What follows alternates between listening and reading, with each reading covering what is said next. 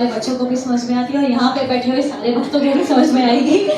तो हम स्टार्ट करते हैं कि मतलब मुझे एक लाइन याद आ रही है, देखो संस्कृत के श्लोक तो मुझे आते नहीं है। तुम जो आए जिंदगी में बात बन गई, मुझे बस ये याद आ रहा है कि प्रभु जी हमारी लाइफ में आए हैं तो हम सबकी बात बनी है कि नहीं बनी है, हाथ खड़े करो सबके सब। हाँ, तुम जो ना होते तो क्या होता, है ना। मुझे तो सिर्फ यही सब याद आ रहा है, मुझे और कुछ याद ही नहीं आ रहा है ना। और चलो मैं स्टार्ट करती हूँ। हाँ मतलब मैं भी थोड़ा सा लर्न कर रही हूँ, मैं आपको बता रही हूँ ना मेरे साथ क्या हो रहा है। तो हो ये रहा है कि जो आदमी 10 बजे से पहले नहीं उठता था, सोचता था कि आलस आ रहा है, उसको प्रभु जी 4 बजे उठा रहे हैं। चलो 4 बजे उठो, मंगला करो, कार्तिक उपवास करो, तपस्या करो। तो ये सब हमारी लाइफ में भी हो रहा है जो कि हम पहले कभी नहीं करते थे।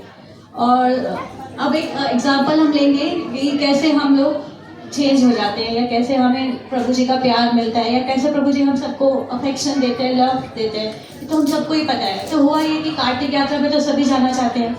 तो कार्तिक यात्रा का नोटिफिकेशन आया तो मैंने अपने हस्बैंड से पूछा कि जाना है, तो कहेंगे हाँ ऑब्वियसली जाना है। मैंने कहा बजट नहीं है, तो मैंने कहा कि ठीक है नॉर्मल वाला ले लेते हैं, डॉर्मेंट्री ले लेते हैं। मैंने कहा ठीक है डॉर्मेंट्री ले लेते हैं। तो डॉर्मेंट्री ले ली, तो बजट तो उसका ठीक ही था।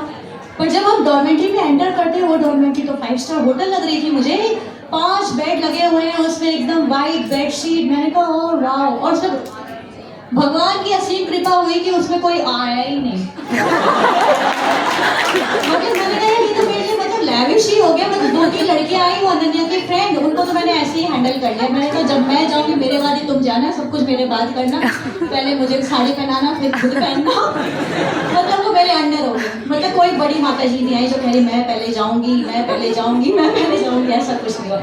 फिर कट टू उस पर नोटिफिकेशन ये लिखा हुआ था कि वहाँ पे बहुत बढ़िया कॉन्सर्ट होने वाला है। तो मैंने कॉन्सर्ट देखा, मैंने कहा हाँ लिखा तो हुआ है कि कुसुम सरोवर पे कॉन्सर्ट होगा।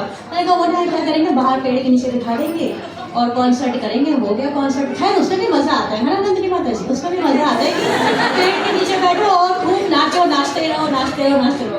बट अब हम एंटर करते हैं, कुसुम सरोवर जाते हैं, वो ऐसे जगमगा रहे हैं कि मतलब मैंने तो कभी देखा ही नहीं उसको ऐसा। और फिर विजय प्रभु जी सबकी एंट्री करवा रहे हैं। तो मैंने कहा ये तो लगता है कुछ सीरियस मैटर है, कुछ हो रहा है, it is something important going on. So then again I get a call from my husband, where is Charu. मैंने कहा चारू यही है। कह रहे नहीं विजय प्रभु जी मुझे फोन करे तुम्हारी बेटी भटक रही है ऐसे उधर। मैंने कहा यार मेरे को क्या पता, मेरी बेटी तो सामने ही थी, कहाँ चली गई वो। तो फिर विजय प्रभु जी कहते हैं अपना बच्चा संभालो।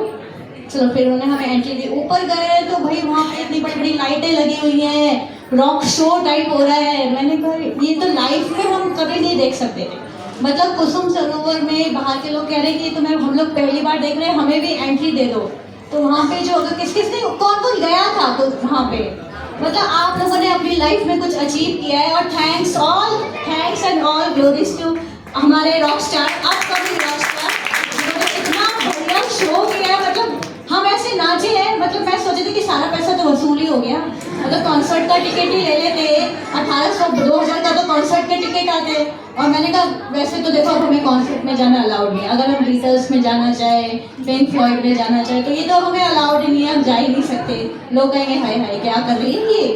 तो अब तो हम ये अमर कृष्ण प्रभु जी के कॉन्सर्ट में ही जाएंगे और एंजॉय करेंगे। और मैं भगवान से मतलब हमने तो कुछ बढ़िया ही किया है लाइफ में कि इसी जन्म में हमें प्रभु जी जैसे टीचर, मेंटर, सपोर्टर, फ्रेंड सब कुछ मिल गए। मतलब कोई कहता है कि हमें डर लगता है फोन करने में, और हाँ सुप्रिया माता जी तो मुझे इतना डरा दिया कि हमें ना सोच समझ के शब्द बोलना मतलब ऐसे तो नहीं हो पाएगा।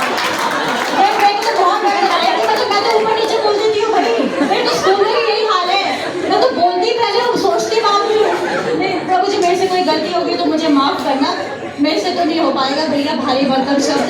आई can not handle, I can not speak, I don't know how to do it. मेरे घर में एक भारी भरकम आदमी है जो मुझे कुछ भी बोलने नहीं देता है घर में, मैं बिल्कुल भी नहीं बोलती हूँ। वो कहता है चुप करो चुप करो चुप करो। तो आज वो है नहीं। हालांकि मैंने मुझे बोला था कि शिल्पा सोच समझ के बोलना, कुछ बढ़िया लिखना। मैंने कहा तुम चुप करो, मैं कर लूंगी, मुझे से आता है। तो हम सब ने कुछ बहुत अच्छे पुण्य कर्म किए, इस जन्म में ही कर लिए भाई, अगले जन्म की टेंशन मत लो। आपने सोचा कि मैं क्या करके आई हूँ, क्या करूँगी, आपने तो कर दिया है, क्योंकि you are under the mentorship of the most beloved और सबसे अच्छे हाईली इंटेलेक्चुअल, मतलब हम तो आईआईटी के गेट में नहीं घुस सकते है, मतलब आईआईटी के टीचर तो हमें पढ़ाने के लिए आ रहे हैं हर संडे सैटरडे, दिन रात कर लो यार, कुछ तो कर लो, इस लाइफ में कर लो, इस लाइफ में कर लो, और फिर हम फिर भी कुछ नहीं करते। पर मुझे ये बात इनकी अच्छी लगती है कि इनको पता है कि मेरे बच्चे डी सेक्शन के हैं, इनको मुझे भी पास करना है, क्योंकि मेरे पास भी है ना वो। अभी मैं 15 वाले को 27 नंबर लेके आई हूँ कि ये फेल हो जाएगा। वही प्रभु जी ने हमारे साथ किया है, जैसे अभी बता रहे थे 1 महीना हुआ है, आप थोड़ा मुझे टाइम दो, आप मुझे थोड़ा टाइम दो, मैं बेटर करके दिखाऊंगी। I will do it better. हाँ नहीं, मैंने कहा मैं पहले, नहीं बच्चे भी यही कहते हैं मैडम मैं 10th क्लास में पढ़ूंगी पक्का।